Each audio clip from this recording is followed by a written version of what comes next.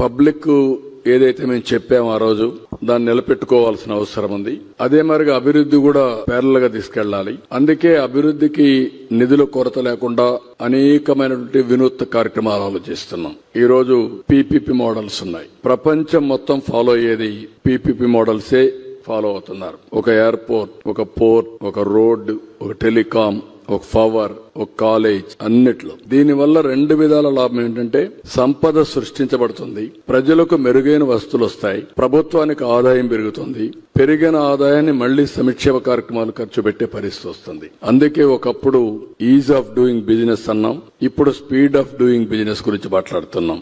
ఎవరైనా ఒక్కసారి అప్లికేషన్ పెడితే 100% అన్ని క్లియరెన్సెస్ అన్ని ఇచ్చే బాధ్యత తీసుకుంటున్నాం. అదే మరిగా రాబోయే రోజుల్లో అవసరమైతే ఎవరైతే పెట్టుబడులు పెడతారో వాళ్ళు పెట్టుబడులు పెట్టిన తర్వాత వాళ్ళు కట్టే ట్యాక్స్ నుంచి వాళ్ళకి ఇవ్వాల్సిన ఇన్సెంటివ్స్ ఇస్తాం.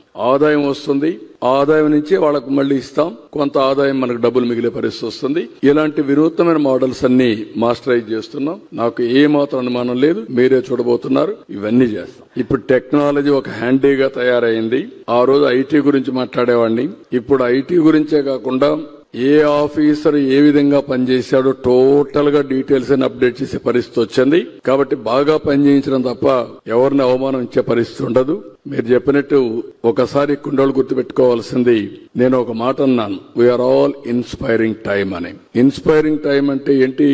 ఈ రోజు గవర్నమెంట్ లో 1 year లో 700 సర్వీసులు వాట్సాప్ గవర్నెన్స్ ద్వారా ఏ ఆఫీసుకు పోయే పని లేకుండా మీకు నేరుగా అందించే పరిస్థితికి వచ్చాం. రెండోది, గవర్నమెంట్ డేటా అంతా డేటా లేక్ తీసుకొస్తున్నాం. సెంట్రల్ గవర్నమెంట్ ప్రోగ్రామ్స్ కూడా తీసుకొస్తున్నాం. ఇది కాకుండా ఆధార్ గాని అదర్ అథెంటికేషన్ తీసుకుంటున్నాం. ఫ్యామిలీ యాజ్ యూనిట్ తీసుకుంటున్నాం. ఇంకొక పక్క హౌస్ ని కూడా జియో ట్యాగింగ్ చేస్తున్నాం. ఇవన్నీ చేసిన తర్వాత ఆర్టిఫిషియల్ ఇంటెలిజెన్స్ వచ్చింది. టెక్నాలజీ వాడుకుంటే బ్రహ్మాండంగా ఉపయోగపడుతుంది, దుర్వినియోగం చేస్తే మనకు అదే మరిగా దుష్ఫలితాలు కూడా వస్తాయి. అదే సమయంలో ఈ రోజు రియల్ టైమ్ లో శాటిలైట్స్ వచ్చేసాయి, డ్రోన్స్ వచ్చాయి, సీసీటీవీ కెమెరాలు వచ్చాయి, ఐఓటీలు వచ్చాయి, ఏదైనా హెల్త్ కండిషన్స్ మానిటర్ చేయడానికి వేరబుల్స్ వచ్చాయి, సెన్సార్స్ వచ్చాయి.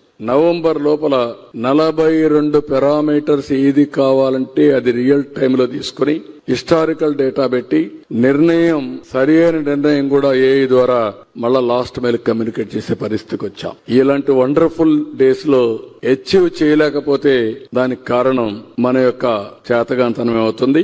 నేను ఇంకొక దానికి కూడా గర్వపడుతున్నా. ప్రపంచంలో అన్ని దేశాలు మీరు చూస్తున్నారు, అన్ని దేశాల్లో ఏదో ఒకలాంటి సంక్షోభం వస్తా ఉంది. నిన్న నేపాల్ చూశారు, ఆ మధ్యలో ఫ్రాన్స్ చూస్తున్నాం, ఇంకా చాలా దేశాలు ఇది ఉంది. కానీ సుస్థిరతకు మారు పేరు ఒక్క భారతదేశమే, నాయకత్వానికి కూడా మారు పేరు భారతదేశం.